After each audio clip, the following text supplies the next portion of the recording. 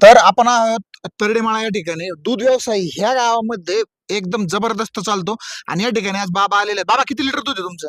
माझं दूध थोडे 7-8 लिटर दूध आहे फक्त. 7-8 लिटर दूध घालायला परवडतं गायांना खायला बिला घालायला? मग ते घरगुती खाण्याकरता मी ते दूध खाण्याकरता गाय घेतलेली. अच्छा.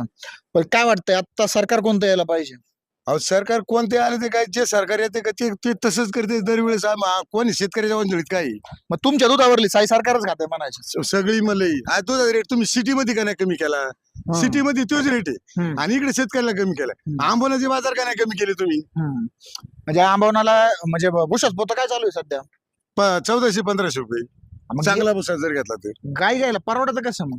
मग शेतकरी काय करणे हातपाय घोडायचे काहीतरी कुठेतरी 2-5 रुपये मिळावा म्हणून हे आशेने करते शेतकरी. शेतकऱ्याच्या मंडळीत काहीच नाही. नोकरशाहीला मात्र आहे चांगलं. मतदान करणार आहे का नाही करणार आहे? मग आता काय मतदान कसं करायचं कोणाला करायचं नेमकं?